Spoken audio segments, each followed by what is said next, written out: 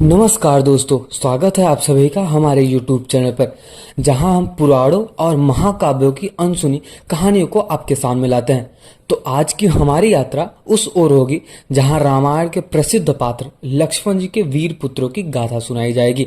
आपने श्री रामचंद्र जी के पुत्र लव और कुश के बारे में तो सुना ही होगा, यहाँ तक कि रावण के महान पुत्र महाशक्तिशाली पुत्र मेघनाथ के बारे में, और तो और जो बाली थे उनके पुत्र अंगद के बारे में सुना होगा। लेकिन मैं आज एक ऐसे योद्धा के पुत्रों के बारे में बताना चाहूंगा जिसको सुनकर आप भी प्रफुल्लित हो जाओगे और आप भी हैरान हो जाओगे।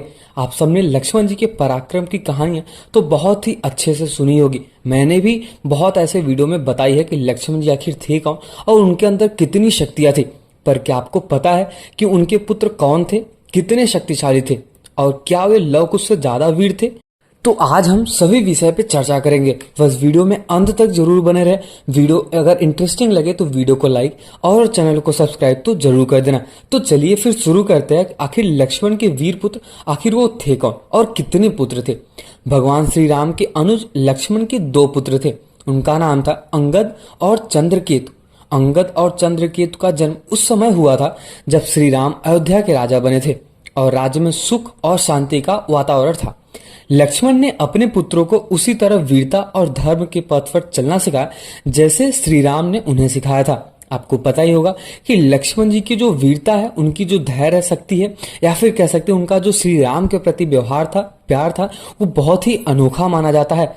तो वैसे ही लक्ष्मण जी ने अपने दोनों पुत्रों को ऐसे ही ज्ञान दिया कि आपको किस हिसाब से रहना है और श्री राम के जो पुत्र थे लव और कुश, उनके साथ कैसे बर्ताव करना है। क्योंकि अगर आप लव और कुश के साथ रहते हो, जैसे कि मैंने अपने भाई के साथ रहा है, उनको पिता माना है, उनको भाई माना है और उनको गुरु, यहाँ तक कि उनको भगवान माना है, अगर आप भी ऐसे ही मानते हो तो आप भी सफल इंसान बन सकते हो। ऐसा कहा जाता है कि अंगद और चंद्रकेतु दोनों ही अपने पिता की जगह पराक्रमी और धार्मिक थे और उन्होंने अपने अपने राज्यों में न्याय और समृद्धि स्थापित भी की थी। तो चलिए फिर आखिर हम ये जानते हैं, आखिर वो दोनों राजा कहाँ के बने थे। मतलब जब श्री राम और लक्ष्मण दोनों ही, मतलब कहा जाता है कि लक्ष्मण जी जब अपना शरीर त्याग दिए थे और श्री रामचंद्र जी वैकुंठ धाम चले गए थे पुनः विष्णु के रूप में, तो जो उनके पुत्र थे, मतलब श्री राम के पुत्र लव और कुश, लक्ष्मण जी के पुत्र चंद्रकेतु और अंगद, और बाकी जो भरत जी के पुत्र हैं उनके बारे में भी मैं बताना चाहूंगा, बट किसी अगले वीडियो में बट बताऊंगा जरूर। वैसे ही जो शत्रुघ्न के जो पुत्र थे वो लोग, उनके बारे में। तो अभी हम बात करते हैं जो लक्ष्मण के पुत्र थे दोनों, वो कहाँ के राजा बने थे। लक्ष्मण के पुत्रों ने अपनी वीरता से अलग अलग राज्यों पर शासन किया। जैसा कि मैं आपको बताना चाहूंगा, अंगद किष्किंधा का राजा बने, जो हनुमान और सुग्रीव जैसे महान योद्धाओं की भूमि थी। अंगद ने इस राज्य को अपने पराक्रम और बुद्धिमानी से चलाया और अपने शत्रुओं को पराजित कर एक आदर्श राजा के रूप में उभरे थे। वहीं अगर हम चंद्रकेतु की बात करें तो वो चंद्रकेतु को चंद्रकांता नामक राज्य का बागडोर सौंपी गई थी। यह राज्य अपनी शांति, समृद्धि और कला संस्कृति के लिए जाना जाता था, जिसे चंद्रकेतु ने भी बहुत ही महान तरीके से इसको बनाया था और बहुत ही अच्छी तरीके से इस राज्य को चलाया था। तो अभी हम आगे जानेंगे कि लक्ष्मण जी के जो वीर पुत्र थे वो कितने शक्तिशाली थे। तो चलिए फिर शुरू करते हैं, बस वीडियो में अंत तक जरूर बने रहे। अंगद और चंद्रकेतु दोनों ही असाधारण शक्तियों के धनी थे। ऐसा कहा जाता है कि अंगद ने अपनी वीरता का प्रदर्शन कई युद्धों में किया था और अपनी तलवार और रणनीति से कई दुश्मनों को भी परास्त कर दिया था।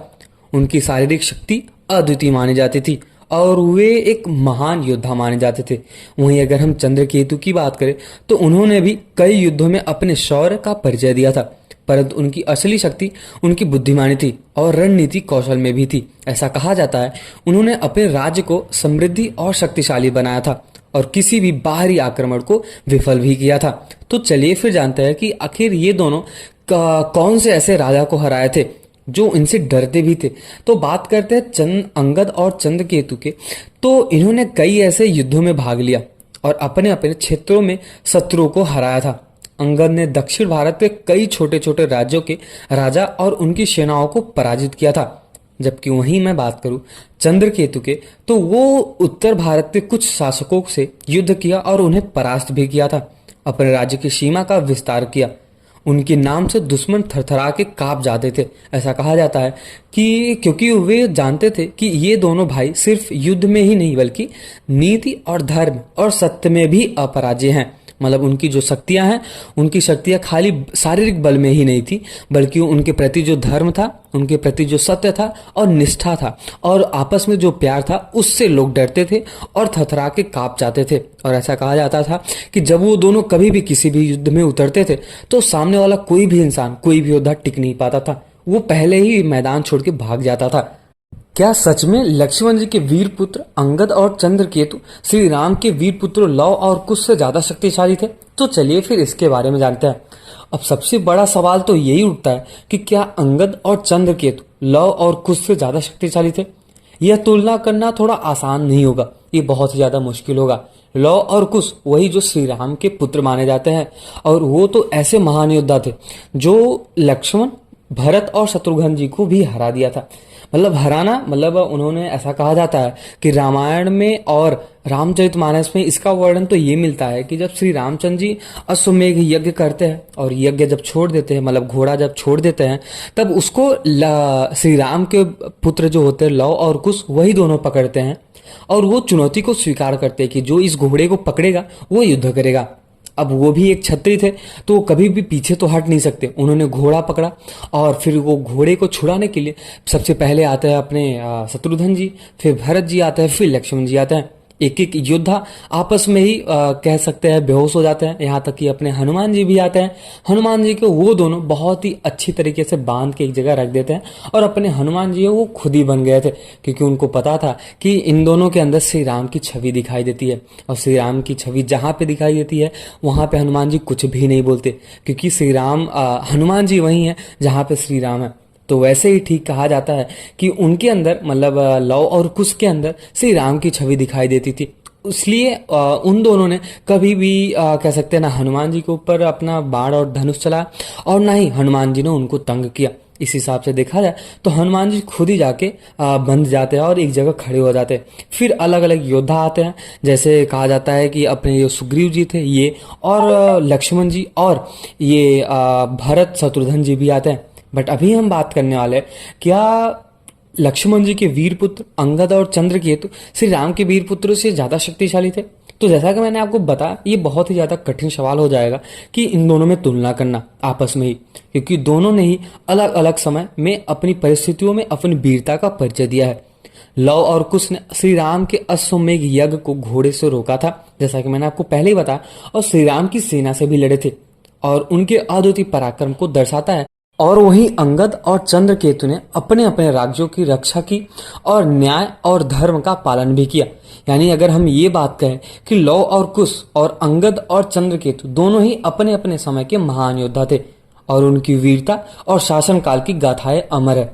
अंगद और चंद्रकेतु की कहानियां उतनी प्रसिद्ध नहीं है जितनी लव और कुश की है, परंतु उनका योगदान रामायण की कहानी में और इतिहास में उतना ही महत्वपूर्ण है। तो चलिए फिर अभी हम जानते हैं कि आखिर चंद्रकेतु और अंगद की शादी किससे हुई थी। तो चलिए फिर शुरू करते हैं। लक्ष्मण जी के दोनों पुत्रों की शादियां भी उनके शौर्य और पराक्रम की तरह विशेष थी। अंगद ने वानरों की कुलीन राजकुमारी से विवाह किया था, जो किष्किंधा के राजा सुग्रीव के वंश से ही थे। ऐसा कहा जाता है कि इससे अंगद का राज्य किष्किंधा और भी मजबूत हुआ था। वहीं अगर हम बात करें चंद्रकेतु का विवाह एक ब्राह्मण कुल की महान राजकुमारी से हुआ था, जिससे उसका राज्य चंद्रकांता न केवल शक्तिशाली बल्कि धार्मिक दृष्टिकोण से भी अत्यधिक प्रबल हुआ। तो अभी हम ये जानेंगे कि लक्ष्मण जी के जल समाधि के बाद, मतलब श्री राम और लक्ष्मण जी के जल समाधि के बाद आखिर इनके जो पुत्र थे, मतलब श्री राम के पुत्र लव और कुश और लक्ष्मण जी के जो पुत्र थे अंगद और चंद्रकेतु, ये दोनों कैसे रहते हैं। मतलब राजा तो बने किसी भी राज्य के, लेकिन वो अपने पिता के ना रहने पर कैसे रहते थे उसके बारे में समझते हैं। जब लक्ष्मण ने संसार को त्याग दिया, मतलब जब वो जल समाधि ले लिए और श्री राम जी बैकुंठ धाम चले गए, तब उनके पुत्रों के सामने बहुत ही बड़ा सवाल खड़ा हुआ कि वे अपने पिता के बिना कैसे राज्यभार को संभालेंगे। लेकिन लक्ष्मण ने अपने जीवन में जो शिक्षा दी हुई थी, जो संस्कार दिए हुए थे, जो उनके पुत्रों के साथ थे, दोनों भाइयों ने अपने पिता के बिना ही अपने राज्यों को कुशलतापूर्वक संचालन किया। और ऐसा कहा जाता है कि उनकी नीति और युद्ध कौशल अद्वितीय माने जाते थे। जिससे उनके राज फलते फूलते रहते थे। तो अगर आपको ये वीडियो इंटरेस्टिंग लगा हो, वीडियो अगर पसंद आई हो, तो वीडियो को लाइक जरूर करें और चैनल को सब्सक्राइब तो जरूर कर देना। और अपने दोस्तों को शेयर करना भूले ही ना, मतलब अपने दोस्तों को शेयर जरूर करना है।